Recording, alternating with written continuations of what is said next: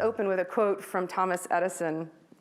He said, "The doctor of the future will no longer treat the human frame with drugs, but rather will cure and prevent disease with nutrition." Are we there yet? We're en route. So tell us about what you do at the Center for Integrative Health and Center for Integrative Nutrition.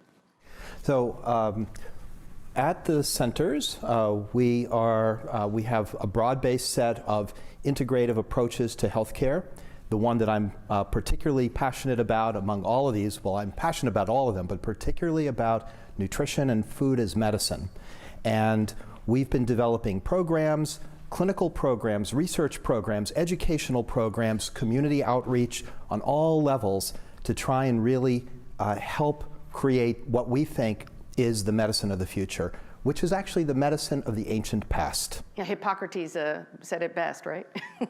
And Hippocrates probably learned it from ancient Chinese medicine and Ayurvedic medicine. So this has very, very deep roots. It's a perfect lead-in. Tell us about Ayurvedic medicine. I know you're a medical doctor, a Western medical certified doctor, but you also have a big focus on Ayurvedic medicine, and not necessarily everyone understands or knows what that means. So I did my medical training in the conventional Western medical model, and then got out into practice. I'm board certified in family medicine, so I practiced for many years and realized I didn't really have all the tools that I needed to help people. And my parents are from India, and so I knew a little bit about Ayurveda. You know, I thought it was kind of home remedies and things like that. And at somewhere when I decided to learn a different way of helping people heal, Ayurveda really resonated with me. It's, a mind, body, spirit approach to medicine. So it's a thousands-year-old health and healing system. So it's a very comprehensive healing system that incorporates many, many different modalities. But really the foundation in Ayurveda is that food is your medicine and digesting your food. And so, there are lots of quotes and different sayings in Ayurveda about how important it is to eat properly and have good digestion. And that's the core of your health. And then everything else is complementary. But it's a really rich medical healing system that's really based on prevention as well as the root. And then there are lots of treatments for health conditions when they happen, but the principles are based on prevention and empowering people to be their own healers. That's the thing I think that interested me when you and I first chatted, is that Western medicine often deals with the symptoms of the problem. You're treating the symptoms, whereas Ayurveda would say that's number 6, and we go back and start at step 1. And I think that's really fascinating, thinking about prevention, or perhaps if you're on a certain trajectory, it doesn't mean that you're predestined to end up there. You can take steps and in your diet and your activity and eliminating toxins and so on to change that. And I think that's really fascinating. Now tell us a little bit about what you do at the Gerson Institute. Okay, at the Gerson Institute, we're a local nonprofit, and we have another anniversary we're actually celebrating. We're 40 years old this year. And we were developed as an education and training and information and referral agency for the work to support people that would like to follow Dr. Gerson's work. He was trained as an internist, he was a neurosurgeon, he was a soil scientist in his own right, and he even for a period of time served as the agricultural consultant to the Prussian government at that time, and also the Bavarian government before he came to the United States in the 30s. And he originally developed the Gerson therapy to treat his own migraine headaches. And he did that through a diet elimination program. And then that progressed and developed to his using it to treat skin tuberculosis at that time, and then developed into pulmonary tuberculosis. And soon after that, he was asked to also try it for cancer, which he refused at first because he said, I know nothing about that, and this is so. But he was starting to realize that he had a systemic program here. He came from the attitude and the concept of totality. So he looked at everything. He looked at the air quality issues, the water issues. Besides the nutrition, it had to be fresh, organic. He developed, of course, individual protocols for people, but there were similarities, and some of the basics were just like salt restriction, potassium enhancement, some natural supplementation, protein restriction initially, and continued to develop the program to treat very seriously ill people. So we're now training doctors around the world in cyberspace in a teleeducation program and expanding our ability to help more people. So it's very exciting to see the interest coming from everywhere with not just that it's necessary to eat healthy, but that it can really be used as a treatment for very, very serious illnesses, to bring the body back into total balance and to move to a vibrancy, a kind of vitality of life. It's been said that food can either be the best medicine or the slowest poison, right? And so we have a little yin and yang on this panel today to talk about both sides of that coin, because it's important, right? As we talk about what you should choose, maybe sometimes we have to talk about what you should not choose. And it may, and depending on the discipline or the focus, that answer may vary. But I want to use it as a segue to my friend Zen over here to talk about the work that you do, Zen. Oh, thank you so much. Well, I'm Zen Honeycutt from Moms Across America, and we're a national coalition of unstoppable moms. And our motto is Empowered Moms, Healthy Kids. And we raise awareness about GMOs and toxins, all kinds of toxins from all kinds of exposure. And we offer GMO-free and organic solutions. And through supporting local leadership, we are creating healthy communities together in collaboration with many different organizations. And that means offering free materials, supplies, training, talking points to go to city council or join into 4th of July parades, or to reach out to your food director at your school. And so I'm very excited to connect with people from all across the country and now around the world. We have mothers across the world as well.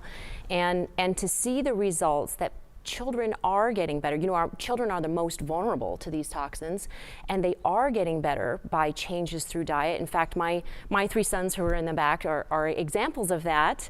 They had life-threatening allergies. My son almost died from pecans in the stuffing on Thanksgiving, and also autism symptoms, asthma, and autoimmune issues.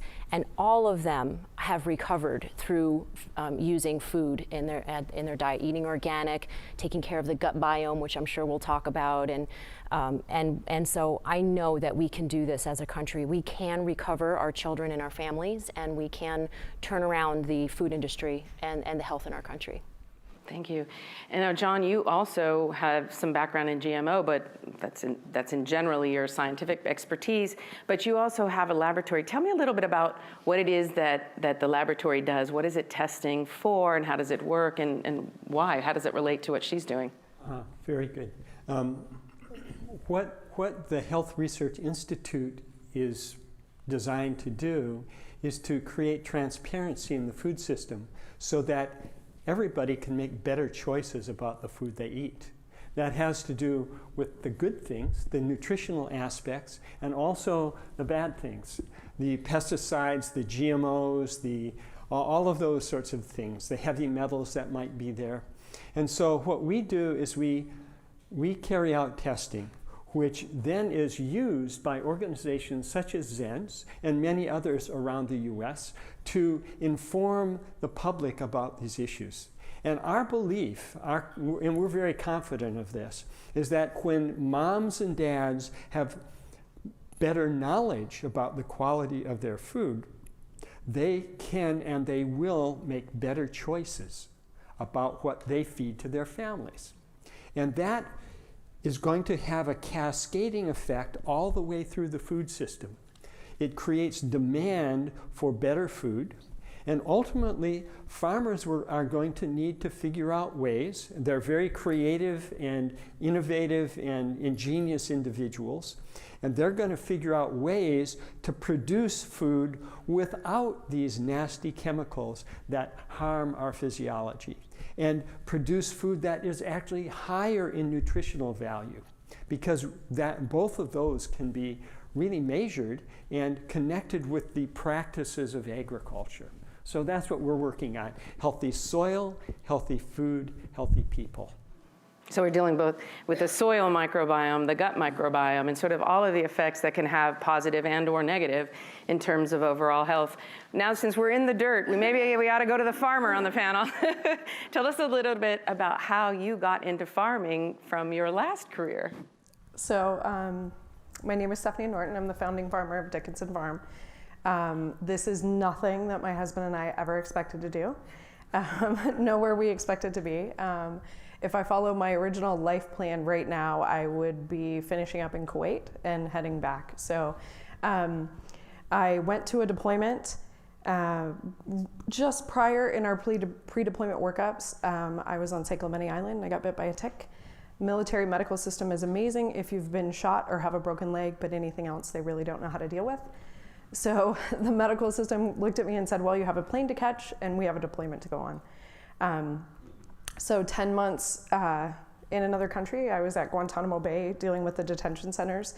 There were days that I couldn't walk. If I stayed standing, I could stay standing, but anytime I laid down to go to sleep, I couldn't really move my body, and it just kept on getting worse and worse.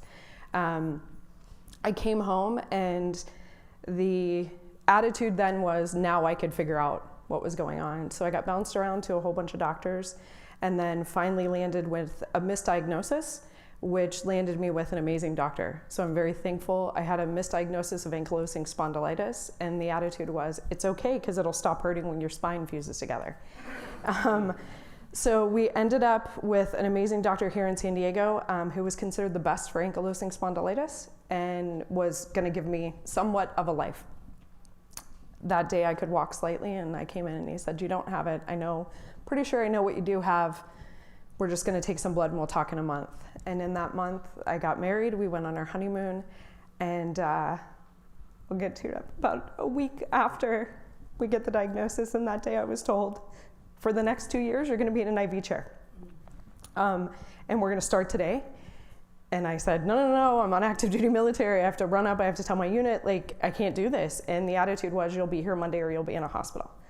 I had, my bacterial load was active. I typically in remission for Lyme, your bacterial load is about less than 200, and mine was 27,000. So I was a petri dish. Undiagnosed in my tissues, my bone marrow, and we started IV therapy.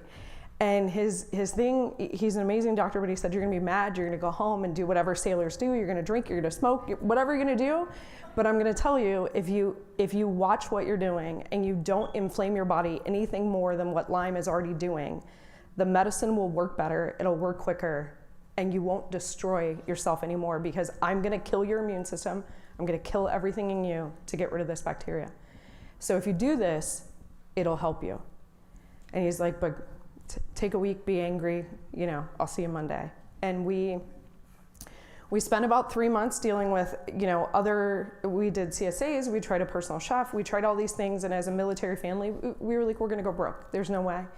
My husband was on duty at nights and taking me to treatment during the day, and out of desperation, I was finally like, I said to my doctor, if I go vegetarian and just grow my own food, can I do that? Like, will you tell me, I don't know how to be a vegetarian, like, can you tell me what I have to eat to get through this? And his answer was, you think you want to spend your time not here growing your own food? And I was like, yeah, like that's completely rational.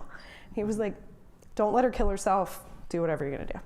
And my husband and my cousins and my dad built me some raised beds that I could sit on the edge of, and in the evenings and weekends, I grew my own food with no experience. I'm from Orange County, my husband's LA, and it turned out very well.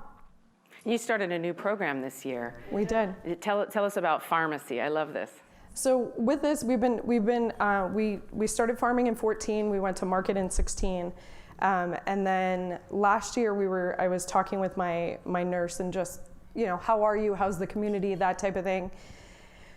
And when we were talking, I was like, yeah, we're selling to our community, our neighbors, and she reminded me in the way that best nurses do that your community is the people that sat next to you for 2 years in an IV chair, right? Your community is the people that had the same struggles.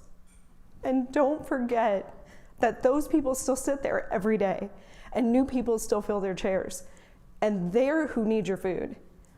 And we grow 100% heirloom. We don't take anything this past World War II. We only use very, very little organic pesticides, and that's when it's just the load is too high and we're gonna lose the whole farm. And in 4 years, the only thing that we've sprayed is organic copper.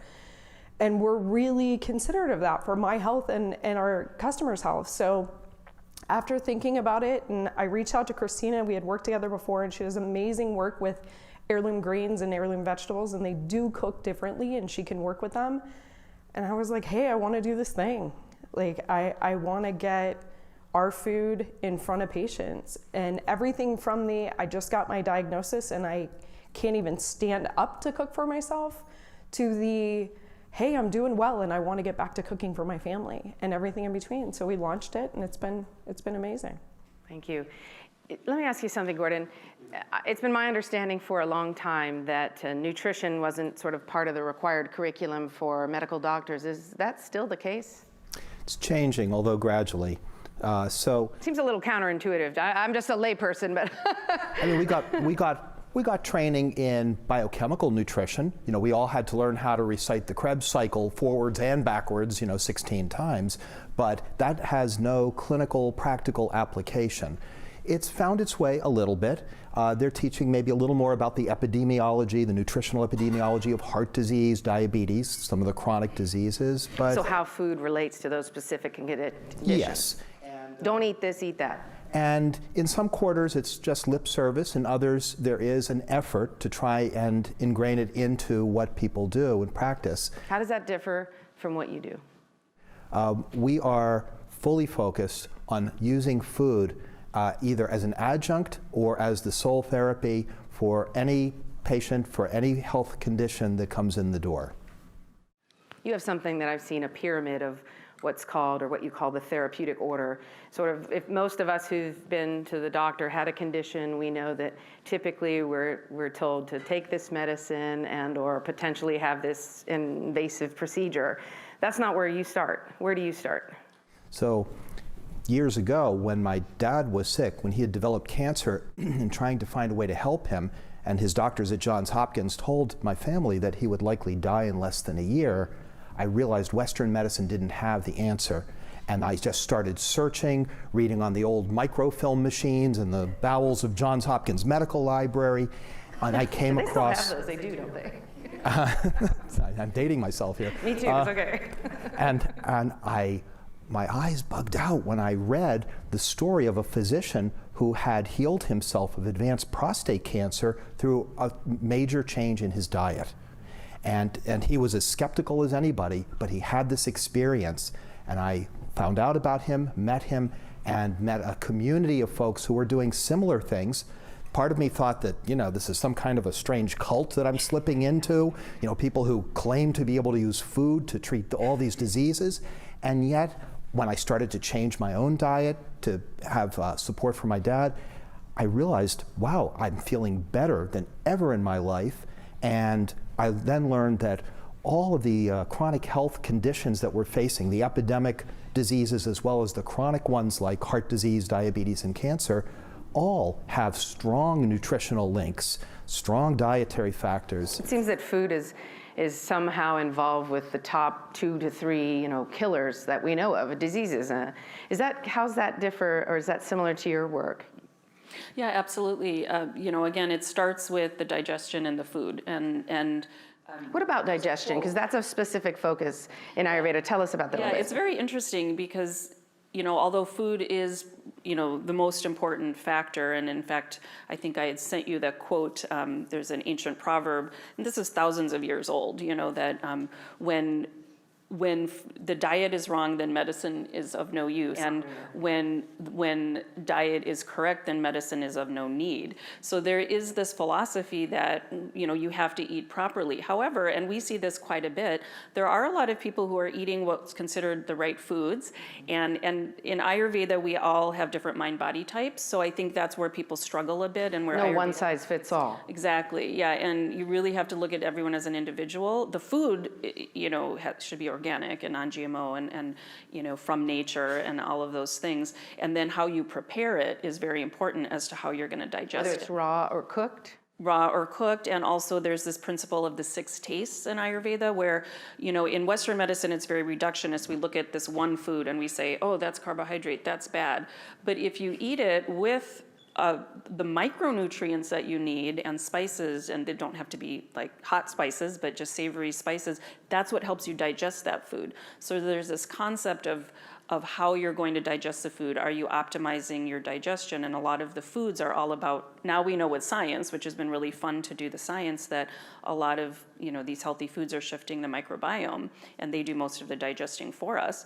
But in Ayurveda, again, it's this 6 tastes, so we focus on macronutrients, which is what we learned in medical school: carbohydrates, fats, proteins, how much do you need of that? Those are the energy foods, and they're important, but that's 1 taste in Ayurveda, and the other 5 are all about the micronutrients and what you're putting in your food to support your own digestive process, so that you don't have to take other things to help you digest your food. You're optimizing your internal mechanisms for healing.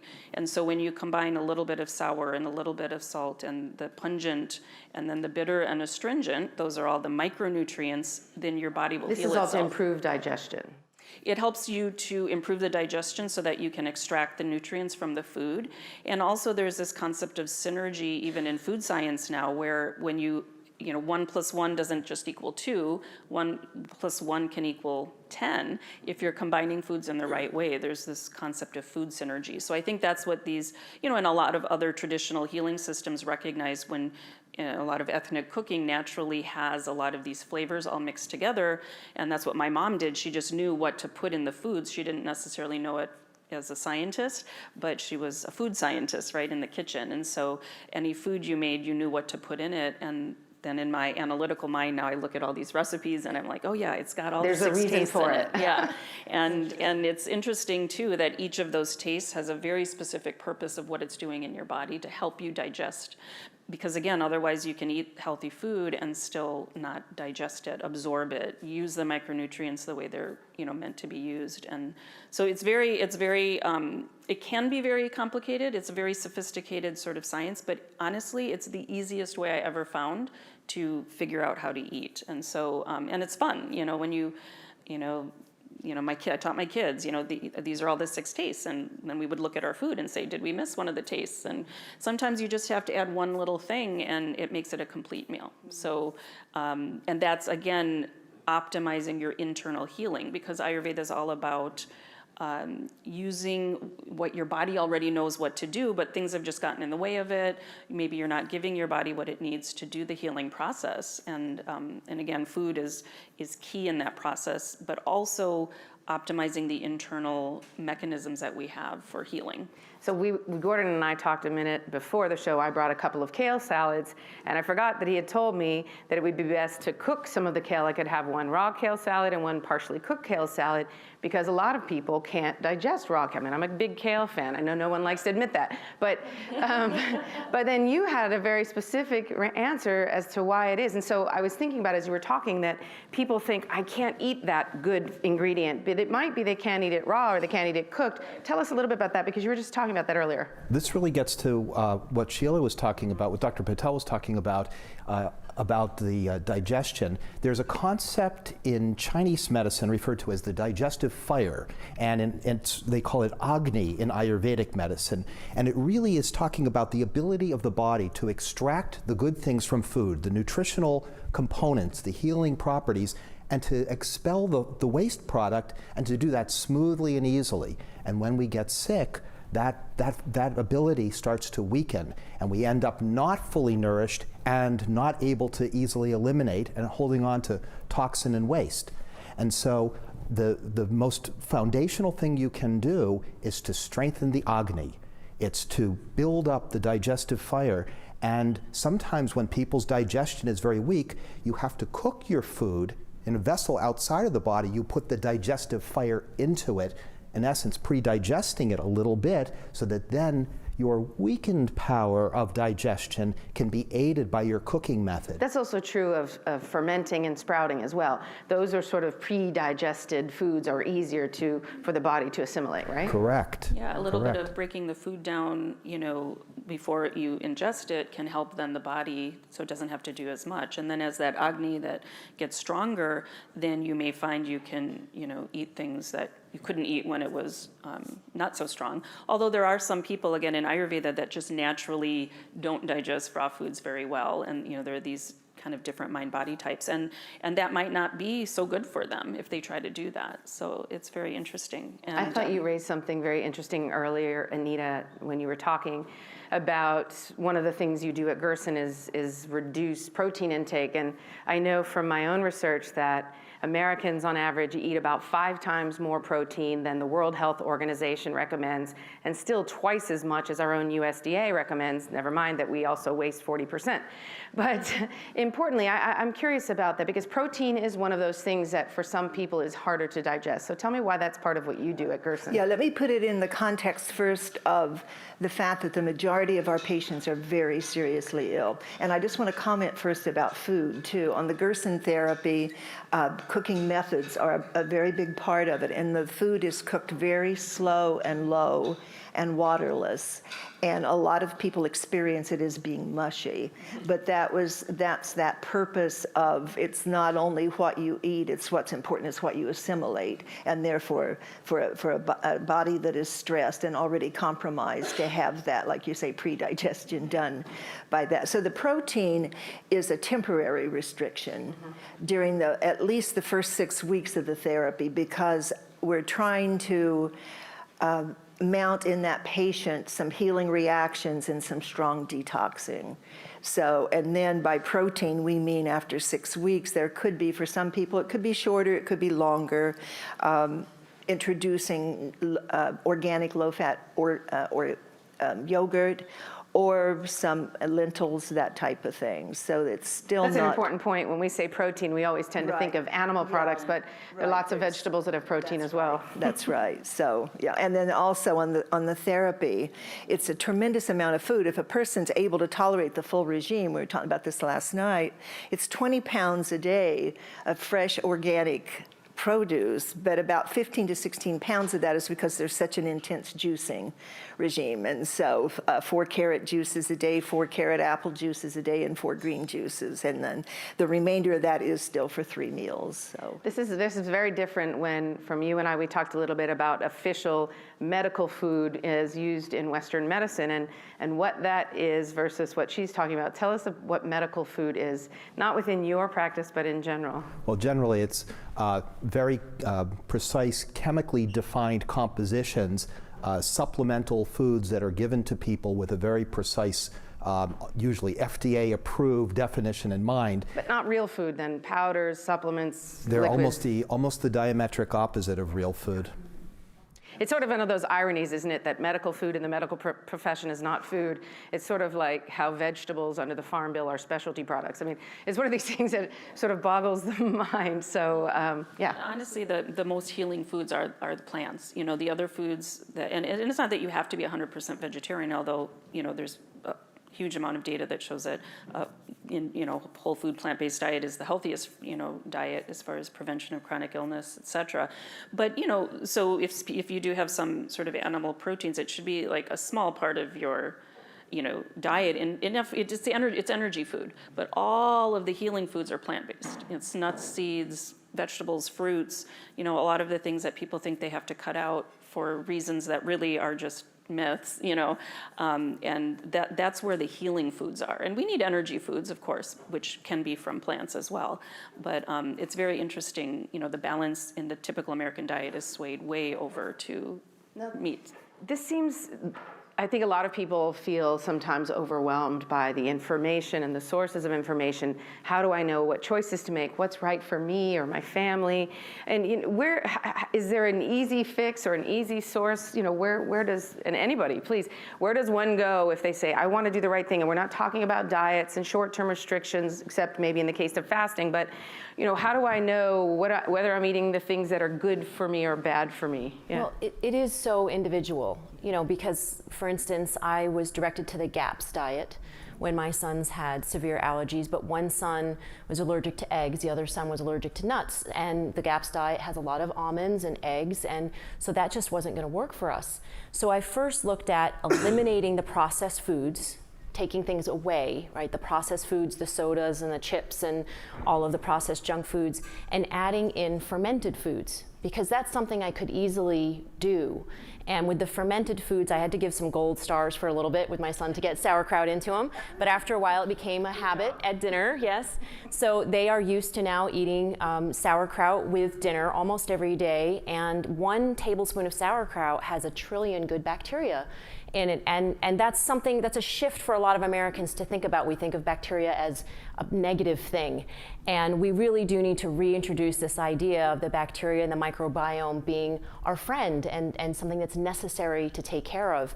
So I like to think of, okay, first, the easy step is to get the junk out of the house. And if there's a parent out there that says, well, but my kid will only eat these foods, well, that's because you're buying them. We are in charge of what we buy. We are in charge of what's in our house. We can put healthy food in our house. We can experiment with, if you can make healthy chicken nuggets, if it's organic, free-range, pasture-raised, all that. And you can also substitute with other types of foods. So I like to start with replacing their favorite foods with something that's healthy and adding in the fermented foods to help the gut. Right, and you can also add them in small doses to a meal or a dish they're already used to. And you can sneak them in a sandwich. You can do all kinds of things that are fermented. You have sneaky tips on your site. Oh yes, kefir cheese and yogurt, organic yogurt, things like that they do like, that they will have. You can sneak some good fermented food in there. There's an organization locally, Olivewood Garden, and they bring students in to plant and then harvest produce. And then there were a group of volunteer chefs, and I helped on many occasions. And we would teach them, would prepare a food using that vegetable they had just pulled out of the ground. And a lot of the kids, didn't know the vegetables and didn't really want to try it. And I remember one of the chefs, Julie Darling, would always say there was a 1-bite rule. You had to take one big bite before you were allowed to say no. And I always think of that when I try to, usually it's my husband, try to ask him to try something that might be green or has kale in it. So there's the 1-bite rule, and then usually if you've done your job well, then they'll actually like it, much to their surprise. I wanted to ask you something too as a follow-up, because some of your work has been really focused on gene expression and how that's altered by food, by toxicity, as well as obviously more recently also meditation. But as we're talking about the way food affects us, most of us think calorie in, calorie out, fat, carbohydrate, protein. We're talking a little bit about within the family of carbohydrates, there are better and worser, okay? But tell us about, but that's just for this moment, I think, oh my goodness, should I eat the Cinnabon or the oatmeal? But more specifically, you talk about how, okay, sorry, I failed, dang. No, but you talk about how it's not just affecting you at this moment, but in fact, how genes express themselves, and this creates a trajectory. And explain that a little bit for people like myself who are not science people. So think about food as being not just those macronutrients, the protein, the carbohydrates, the fats. Think of them as intelligence, as information that influences your physiology. And so food has that energy and protein building value to it, but it also has this ability to give your physiology signals, move the physiology's functioning in a better direction. And that's really what happens with gene expression, is that you're altering things so that, and those gene expression effects, the effects on the way that our genes are being expressed, can happen in seconds and then go away in the next few seconds. If you eat that Cinnabon, there are enzymes, there are genes in your liver that will be turned on immediately. You will produce enzymes that will allow you to deal with that Cinnabon, okay? For better or for worse. No. And it will have to do with accumulation of glycogen and fat and all that sort of stuff. But so it's not just affecting you at that moment, though. Right. You're creating a future path, yeah? Right. That's the point that comes next, is that when you are eating a certain kind of diet, it affects your functioning, your gene functioning longer term. Has anybody heard the term epigenetics? Epigenetics. What happens with epigenetics is that when there's a certain impact on your physiology, the effect of that can actually change the way that your genes are chemically functioning. It doesn't change the sequence of the genetic alphabet, but it changes the actual ability of that DNA to be turned on or expressed or not. And this effect can be long-term. In fact, these effects can be inherited, so that if there's an epigenetic change that occurs as a result of your diet, that can influence your son or your daughter's diet. And when they continue, it can go on to their children. So these effects can be long-term. And of course, they sort of, you might, if you don't continue the, what would you say, the stimulus that's giving rise to it, then it falls off in a few generations. But this is something that strongly affects the physiology long-term. And there's now evidence that this occurs with the pesticides that you eat. Anybody heard of atrazine?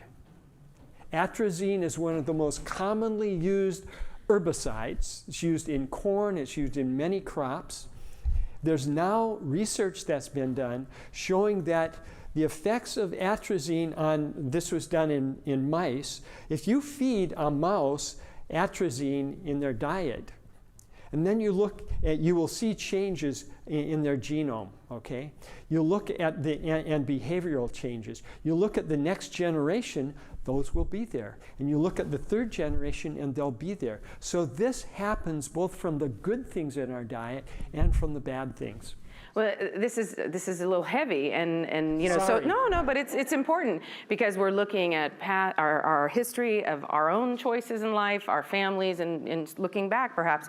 But what's really great about food as medicine is that the choice to change that trajectory can happen as soon as the next meal, right? So that's a beautiful thing, and so that's what you really focus on, right? How, and you as well, like how to flip from and avoid some of the toxins, both in the food, on the food, or in the environment generally, and or how to counteract that by limiting those toxins and choosing food for health.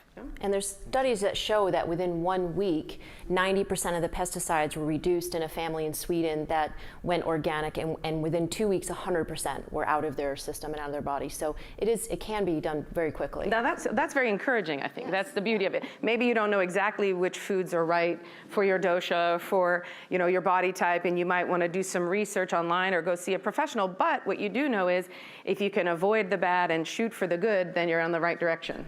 What you were just describing, Zen, what that says to me is that we have a profound ability to change our health, and that probably the singularly most important thing is not even worrying so much about pesticides or contaminants, but just simply choosing healthy food, because it will be restorative, not quite overnight, but almost so.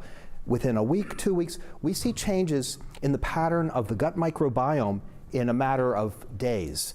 And we can influence this. They did eat organic, though. They were purposely avoiding pesticides. That Sure. family, yes. Sure. Oh, I'm not advocating that people continue eating even plant foods that are contaminated. Okay, great. But the thing is that just simply stopping that and replacing it with healing foods that help to bind and take toxins out of the body and replace them with really good things can have a profound, almost overnight effect. And with regard to the gut microbiome, we talk a lot about the fermented foods, and I'm a big fan of them, but the singularly most important thing we can do, again, is a whole food plant-based diet that provides the fiber and the resistant starch that nourishes the microbes that are already there. It feeds the good guys, and it doesn't feed, it actually sort of starves, although I don't want to use the negative term, but it doesn't feed the opportunistic ones that overgrow and cause so many problems. So just simply, the singularly most important thing is change your diet in this healthy way, and the effects are profound. That certainly was your experience. This made me think, as we're talking here, this is your life. This is what you did and what happened to you. It's interesting because I think a lot of us want to eat healthy. We hear all these things. We hear GMO, non-GMO. We hear organic better than organic. If you're in the farming community, some people tell you that organic has lost its real meaning. All these different kind of labels that get slapped on everything. We heard them all before we started doing this. We shopped organically. When you're in Guantanamo Bay, you shop with whatever is there. So it's a little different, but when we even started growing, farmer's market. Yeah. We just got our seeds from the local seed store. I mean, didn't really pay attention to how they were grown and where they came from and whether or not they were manually hybridized or any of that. And we were growing, and I was having responses to corn. which I'm a California kid. I mean, three-rolled tacos are like a part of every college here. And I was having this like severe reaction to corn. I would have a mini seizure. My face would tick. And we're talking very quickly. And then the next handful of days, all my joints would be really sore. I'd have trouble walking again. And it took us a while to figure it out. And finally I did just a sensitivity test, not necessarily an allergy test. And it was showing up as like number one, then those corn and plums. And my thought process was, you can't not eat corn in the United States. It's in everything. It's in your medicine, it's in makeup, it's literally everywhere.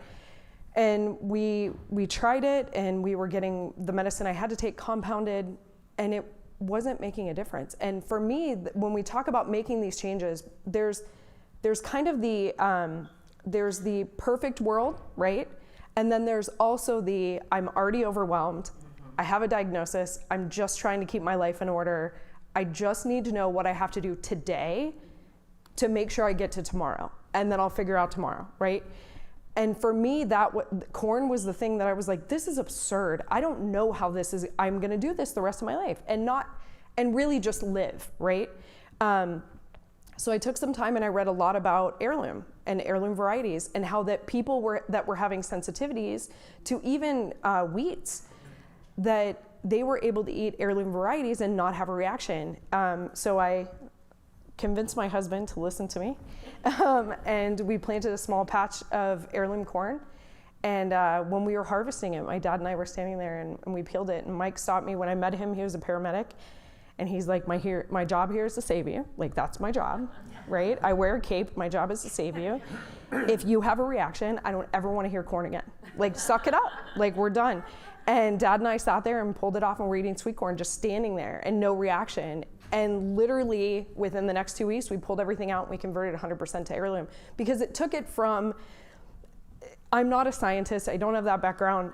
It took it from all this stuff that we hear, and this group says this and this group says that, and it took it from this anecdotal, I don't know who to believe, everybody's arguing, to the like, I can tell you if I eat this, my body literally physically reacts in a way people can see, and it's negative, and if I eat this, it doesn't.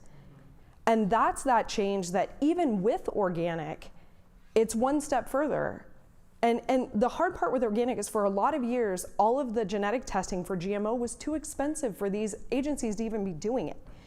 So you have grains that people are saying they're organic, but depending on when you kind of made that transition, California Organic Cert, I've spoke to them just this past year, and they said the tests are cheap. They test every time grain comes into California, because that happens to be a big thing that's genetically modified, that they're actually testing it. But the problem is that if you're eating a varietal that is either manually hybridized and you're allergic to one part of that, pluots is a good example. I'm allergic to plums, so I can't have pluots. I also have some trouble with some of the tree nuts, and because that's all in that family. So if it's hybridized with something to give it a better shelf life or to give it a different flavor, and you don't know that, you're gonna have a reaction. So for me, going completely organic or completely heirloom was the change that made the huge difference. And trust me, like, as any normal, we have people that say like, oh, and let me guess, Amazon's never at your house, and like, you don't use toilet paper, you use cloth, and just all this crazy stuff, right? And I was like, no, Amazon's on my house every day. It's the cheapest way to run a farm. And I still eat food that's not heirloom, right? Like, that's life. But I can tell you, I can walk and I'm not twitching and I'm not lifting my legs at the end of the day when I eat the way that I know my body needs me to eat. This is something, oh, sorry, go ahead. No, I was just going to say, you bring up a really interesting point that we're always trying to get people to, you can give people guidelines because we have some information about, general principles, but it's about listening to your body. And if you eat something, even if your sister or your whoever spouse says, this is really good and you should eat it, and your body says, no, and if we're listening, it'll tell us, then that's not right for you. And then you try something else and you say, oh my gosh, I feel amazing when I eat this. And then you know that too. And you have to be honest with yourself, because our minds can trick us and say, you know, but you're eating our Cinnabon every let me day, say feeling that great, but. The Girl Scout cookie message is incorrect. Okay, got it. Yeah, and I tell people, follow an 80-20 rule, you know, because also we add a lot of stress by saying, I have to 100% of the time eat this perfect food. And, you know, our body's pretty resilient when we're, you know, out of that really, really sick stage, that we can, you know, sometimes have that food, but, you know, most of your diet should be like what your body is healthiest with. The important thing, though, is to not give up, that she pursued it and she went after the heirloom corn. You could have just said, that's it, no corn ever again. Like we did with my son, it was no nuts, you know, once he almost died from nuts. We said, no nuts, not ever again. And we were just resigned and doubtful that anything could change. Until one day he said, Mom, I wish all my allergies would go away. And I said, me too, buddy. But in my head, I was saying, that's never gonna happen. And then I realized, wait a second, that's not empowering. That's not what I'm committed to. What if something could be different? What if there is some other Ayurvedic, you know, or some other way to have an opportunity happen and something could happen? So I asked him, would you like to, you know, maybe one day eat a slice of pizza at a birthday party, which he couldn't do at that time, because we knew a cousin who had gone gluten-free, and eventually she could have it, right? Once she healed her gut, she could have it later on. And he said, yes. And I said, well, then would you be my partner? Would you partner with me in your health? Would you drink green drinks and try alternative medicines and all that? He said, yes. And I said, then I promise you, you're going to get better.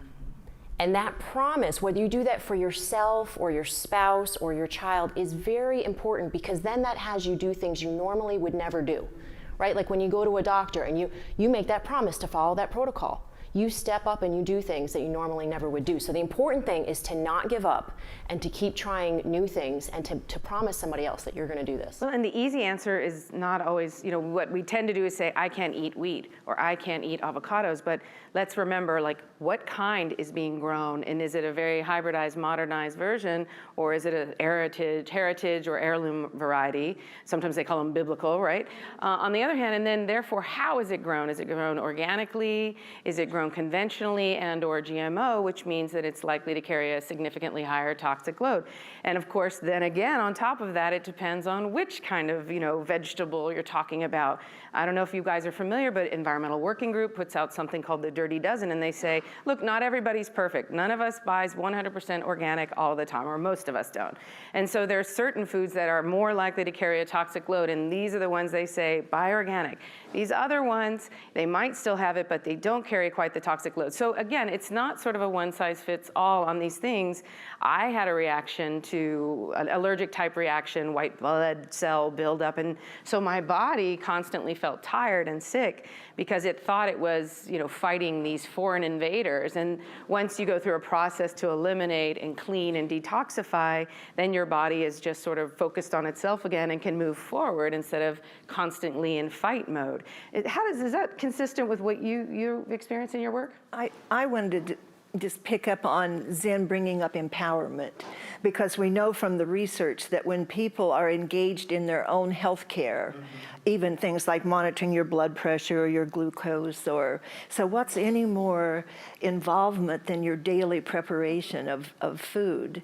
And also, I've always heard that if you're trying to make changes in your life, a lot of people kind of go to all or nothing instead of realizing that if you'll make some small steps, that can make some big differences. If you just go home and get rid of one or two things in your home that you feel is the most destructive or that you don't feel good about. The other thing, too, is to have a plan. And on Gerson, do we ever have a plan? We tell people exactly every hour what you're doing and what juice and what kind of, what meal and what things need to be involved in that meal, and then what you're going to do the next day and that kind of thing. But the same thing applies to us in our day-to-day lives too. Nothing's any more empowering than to literally, quote, excuse the pun, step up to the plate and take care, you know, take charge. But for some people, it is 100%, at least for a while. Just make that commitment to go 100%. You know, for instance, like gluten, getting gluten or dairy out of your diet, it takes months for that to come out of your body. So it is important to go 100% as much as, you know, as much as you possibly can. And don't give up. Yeah, and I do want to add that my son did get better. His allergies went from a 19 down to a 0.2. And so he no longer has life-threatening allergies to nuts, which typically get worse, not better. And he did that by healing himself. Yeah. And I think one of the disservices we do in like really conventional medicine is disempower people, you know, and I think the worst thing you can tell a patient is this is what's going to happen, you know, and I, like, as an integrative provider, and, you know, I do primary care still, you know, I'll send people to specialists, and, you know, if they need certain tests, and then they'll come back and tell me, oh, the GI doctor, they said diet has nothing to do with this, and it's like, oh my gosh. The GI you know? doctor who focuses on digestion? The cancer ward that serves donuts? Yeah. Yes. And you know, and they'll say the rheumatologist or the whoever said that this is what's going to happen with this disease, and so I need to do this medicine or whatever. And, you know, and not to, you know, I'm kind of on both sides in the sense that I do see what happens when people don't do anything. And yes, that is true. That would happen if you do nothing. However, if you do these things like change your diet, and then you can shift that trajectory, and it doesn't have to look like that. And just giving people that sense that our body is constantly changing, and that every choice we make affects that change. It's a dynamic process. It's not necessarily just you're headed down this course. That may be true if you don't change what you're doing, because that's kind of how you got here. And so I think just giving people that little sense of, you know, empowerment and a different perspective that this is really a dynamic process going on right now. Like we were talking about, the microbiome can shift in a couple of days. One bite of food you take can shift your gene expression. And then you start to realize, like, wow, I can really affect what's happening. I think that Super sometimes powerful. that empowerment is also daunting, because then it means that I have a responsibility as well.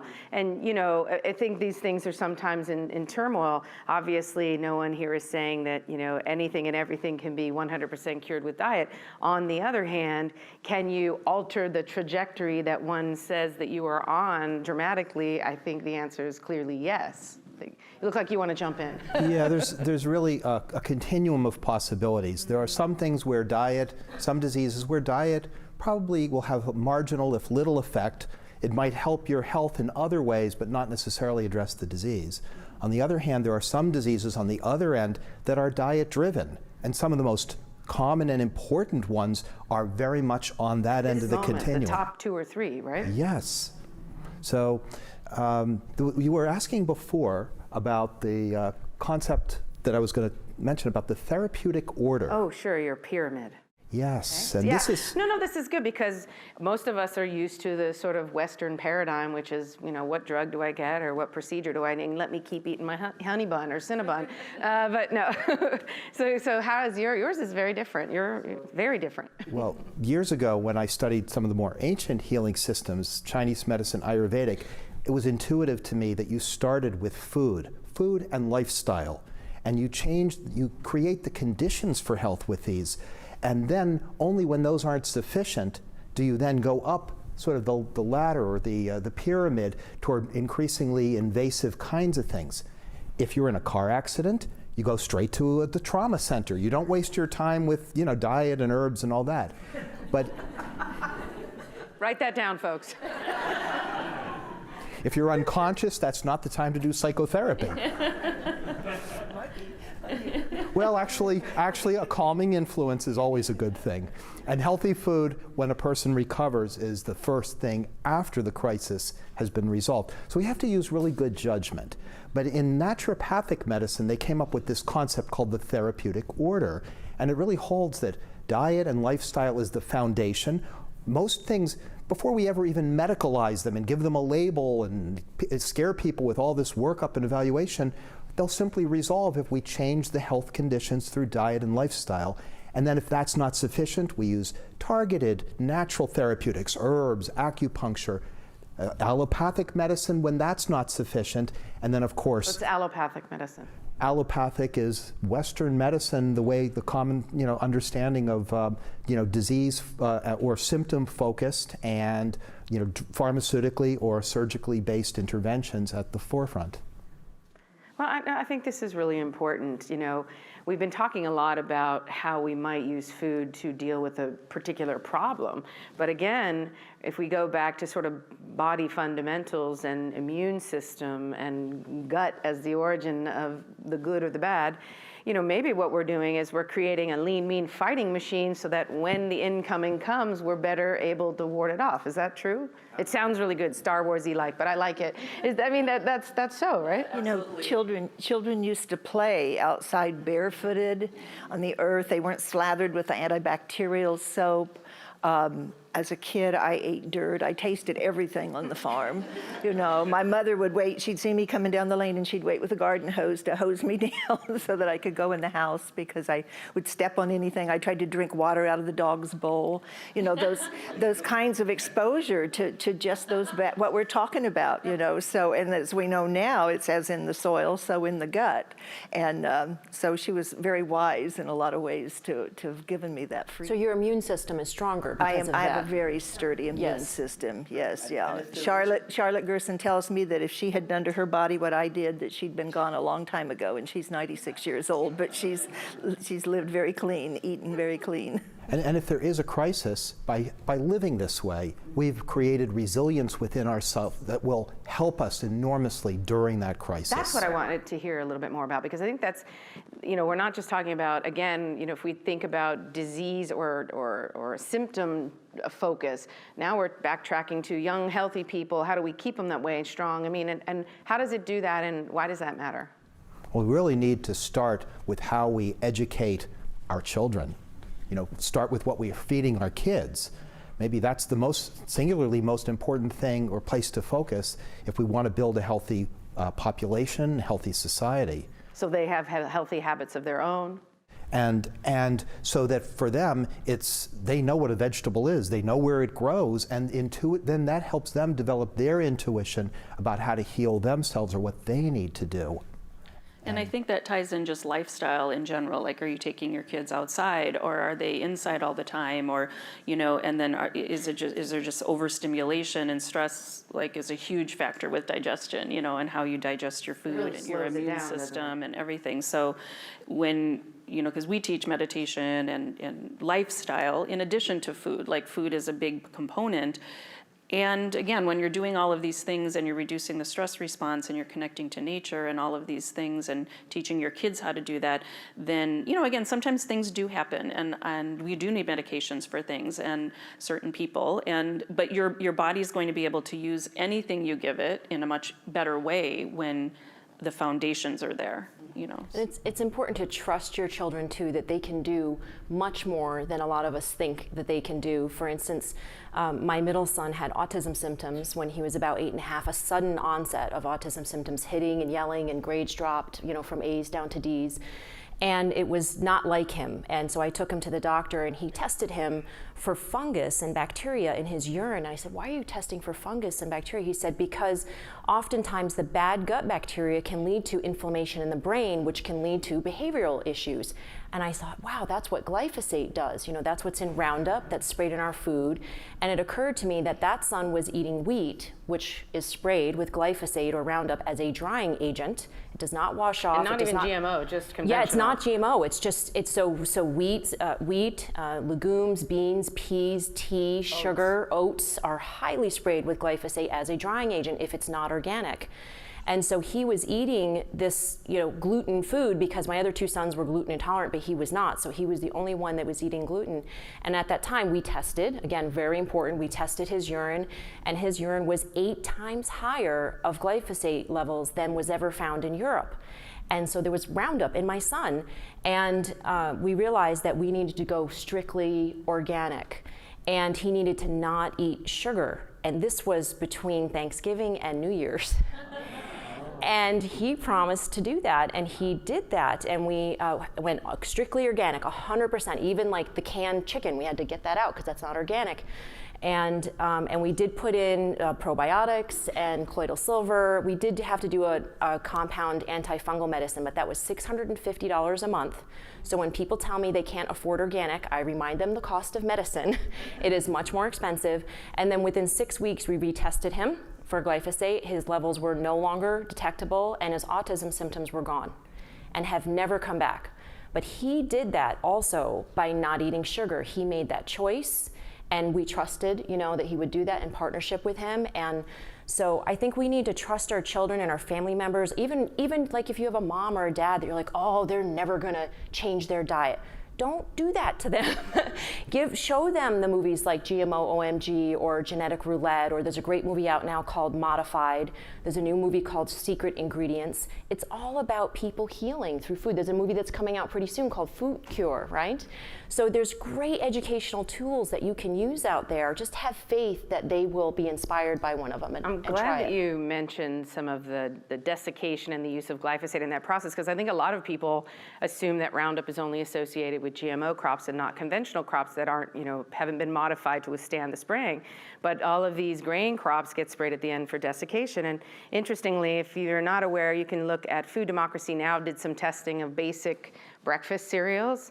And one of the things that for me was most horrific was to see that of all of the cereals they tested, the one that had the single highest residual rate of glyphosate was ordinary Cheerios. And I think to myself, what is the one food that every parent in America carries around in a small, Ziploc or Tupperware to feed to their child? It's Cheerios, and that has a really high toxic load. And so there are some foods, and that's one of them that, you really may want to pay attention to eating organic if you want to reduce that toxic load and how it might affect you. And it's very important also that vegan and vegetarians understand that hummus and chickpeas, garbanzo beans had the highest levels along with wheat. So if you're feeding your child a plate of chickpeas and hummus and they have oatmeal for breakfast and then they have buckwheat noodles for dinner, they are eating the highest levels of glyphosate exposure that you can possibly expose them to. So unless you buy organic. Unless you buy organic. So it's very important to not just be vegan and vegetarian if that's what you're doing, but to also purchase organic food in order to avoid glyphosate. I think it's also important to not put the focus just on glyphosate. I'm not saying it's a healthy thing at all, but the same kinds of dietary changes that will reduce glyphosate also change the food in many other ways. When you're eating refined products, they have 1,000 things, including glyphosate perhaps, but also many other negative attributes. And so we can't just pin it on the glyphosate and say that's the evil thing, because we're like the 7 blind men with the elephant and saying it's just the trunk or it's just the tail.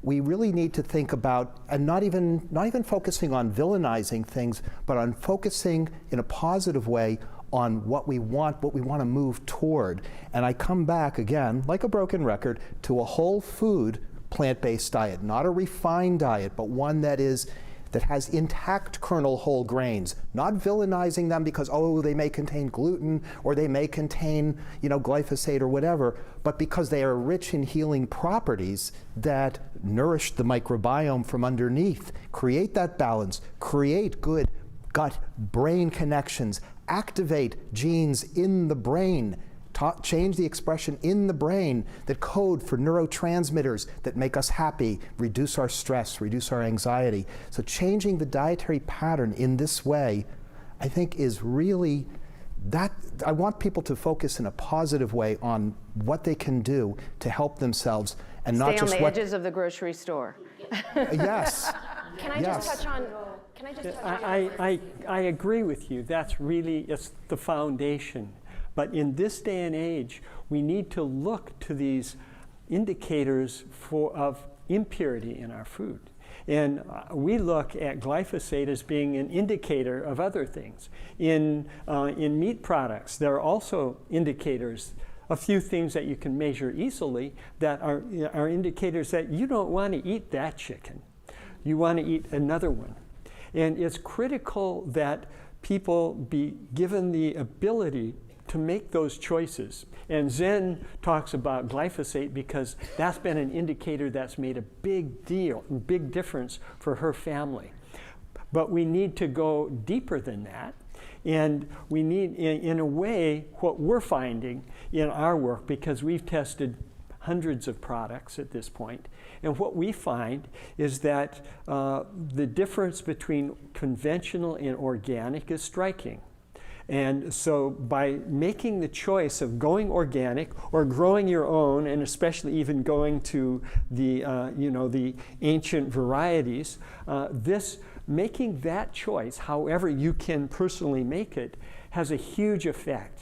And so we can then, from that foundation, begin to make good choices about what we eat in there. It's very important to avoid these things. I hear and I agree with what you're saying, John.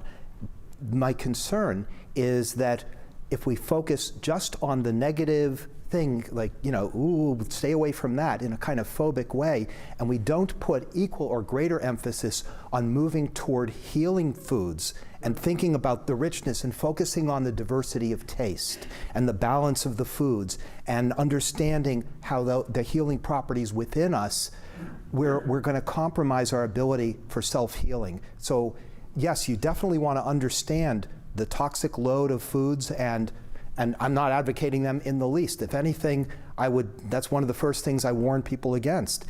But I think the emphasis needs to be a positive one, an affirming one toward life and foods that are rich in life energy. This is always an eat this, not that kind of dialogue, and this is a bit of a yin and yang kind of conversation.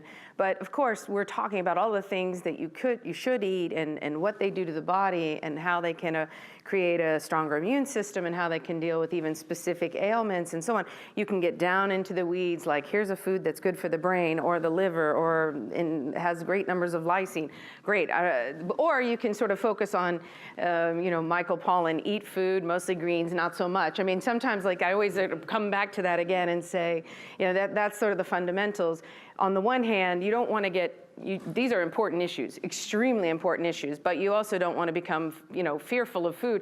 I had someone come over the other day and said, I don't want to eat your romaine lettuce out of your garden. I hear it has E. coli. And I said, well, not this one, I hope, but I mean, but that's an important point, because we can all focus and agree on eat real food, not processed food. Okay, step one, and then we can talk about whole nutritionally dense foods. Great, we all agree. Now, as we get down and we say, okay, so then we have organic, conventional, GMO. We probably all agree on which of those is the best as well.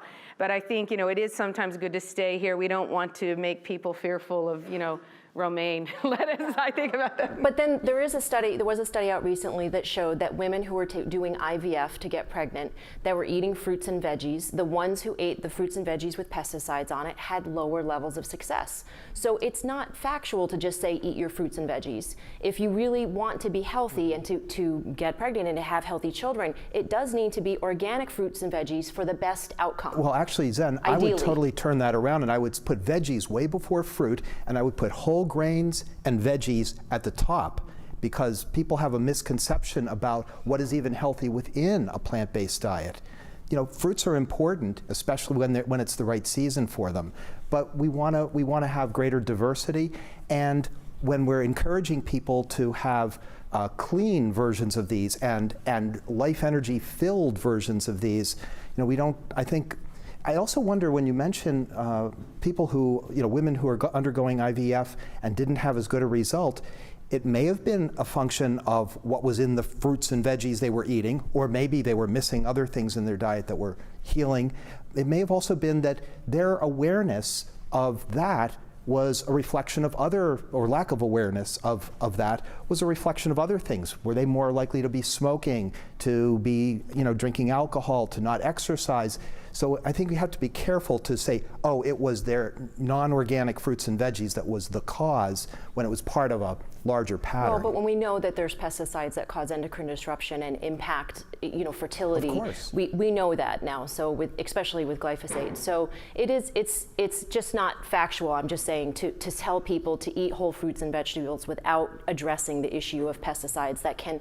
I mean, we have 1,000 endocrine disruptors in the United States. Sweden allows 3. These endocrine disruptors impact fertility, sterility. We have, a sperm quality level of men now is 50% 90% of what their grandfathers were. We have an issue in the United States, and it is primarily stemming from, I believe, and many doctors believe now, the toxic burden. And that toxic burden is primarily introduced through our population through the food and the water.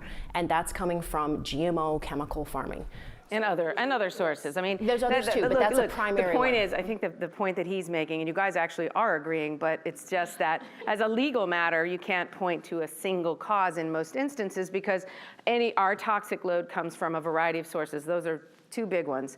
But there are others, and it's one of the reasons why in the law it's often hard to prove these kinds of cases. As a scientific matter, as an epidemiologist, I know that we have to be careful when we assert this is the cause, that's the effect, when there are multiple potential causes that are associated with one another that go together, and so we really don't know.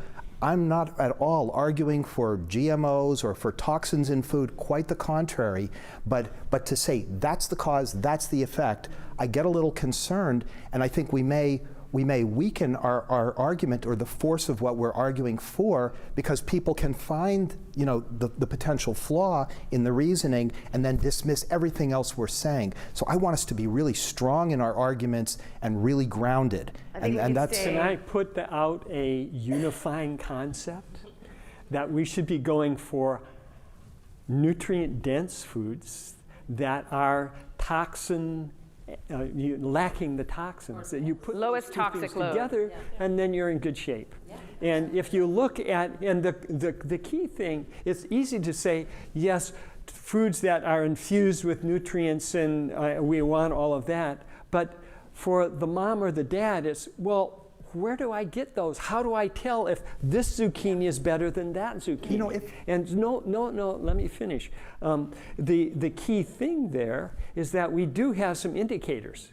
There is quite a lot of research out there indicating that organic is more nutrient dense than conventional. And also that organic is lower in these toxins than conventional. And so it's pretty illogical to use that as a big guide. It's not enough. It really isn't, and this is what you experienced. Well, I just want to go back to what I said a minute ago about the Environmental Working Group study and what they have on their website, which is, look, I think we have to be honest. I think in a perfect world, we're eating organic 100% of the time, and some people are, but not everyone is, and maybe not everyone has access to that. So for the majority of people, it's certainly in some areas, let's talk about those things which we should most avoid, and that includes certain foods over other certain foods, but most importantly, it's processed foods. So let's go back to whole foods and talk about how whole foods, nutrient dense, is the way to sort of create this. I want to add another attribute though, and that's what's in season, what's growing in our own backyard. Because if we understand that we're eating with the seasons, because if we eat locally, we're going to be doing that more or less, and we understand that plants have life energy and intelligence, we also understand that that changes over the course of time, over the course of a year. The life energy of plants, where is it in the winter? It's down in the roots. The leaves have come off. The sap has gone down. The life energy is the chi of the plant, and the nutrients follow that. So if we in the winter are eating the more rooty kinds of things, the stored nuts and grains, and we cook them with fire to make them more digestible, and in the summer we're eating more leafy things and fruits at the right time, we're going to be naturally going where the nutrients are the most dense. So and I think Ayurveda really focuses on seasonal eating as well. What you eat in the summer versus the cold or the hot weather is very Absolutely, different. it can get very, very sophisticated in like even what the phases of the moon when you harvest the fruits and things like that, and it's That sounds like biodynamic now. yeah. I mean, I fully believe it. And again, just to speak to the whole conversation, like the thing I love about Ayurveda is that you're always going back to the basic principles, and the basic principles, and like when we do detoxes and cleanses, because we, even despite our best efforts, we are exposed. We live in a world that in Ayurveda, whatever's out there is in us as well. Like you were saying, your son, we all have these chemicals in us. And there have been studies where we could draw the blood of everyone in the room, and you're exposed to things you didn't even know were in you, because anything that's happening out there is our body. In Ayurveda, that is our extended body. And when you start talking about that, I think it brings a little bit of social consciousness and social awareness to supporting organic and supporting, how we're treating the environment. Maybe not necessarily for a selfish purpose, but kind of in a way, because that is our body. And so that's going to affect us. So, when we're cleansing, we say we're doing two things. We're taking out what isn't serving the body, and we're bringing in what it needs to heal. And so, like, those are two really basic principles. And that's, again, speaking to all of this, is we want to remove what's not serving us and what's creating disease and blocking our natural pathways, and we want to bring in nutrient-rich food that's natural. So we always go back to nature. So again, whether it's the cycles and the seasons, or whether it's producing food as naturally as you can, meaning not putting man-made things on there, these are like the core principles. And, like if you can just have that in your awareness and just be aware every time you're choosing food, chances are you're going to be much more on that side of making the best choices for your health, I think as a culture, we tend to be, and San Diego is great. We have a lot of farms here. More farms per capita than anyone anywhere in America, folks. You can go to a farmer's market, I think every day of the week except Monday is how, last time I read it. I think Monday is the one that has the least. There's even a is on farmer's Monday. market here on campus, just down that grassy area. So we have that, but we're also culturally really disconnected from our food, right? We don't know our farmer. We think local means California.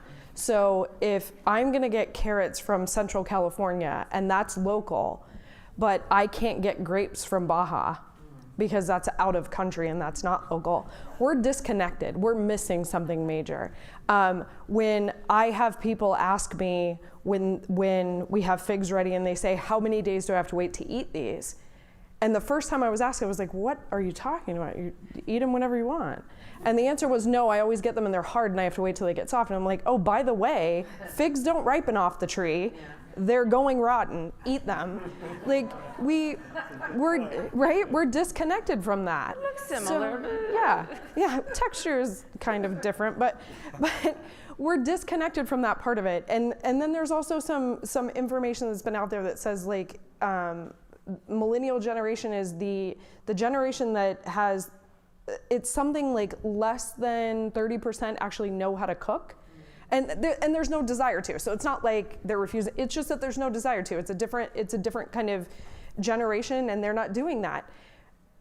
All of those things mean that like it or not, we're falling on processed foods in some fashion. They may be better processed foods because they're organic, but that part of it, if all people could do, and I still go to treatment every day. I'm back in treatment. I was in remission for 18 months. I started back in treatment actually the day Christina and I launched pharmacy, which just was the most ironic thing in the world, but I was there. So I sit and get significantly less medicines than I did the first time around, actually very, very little.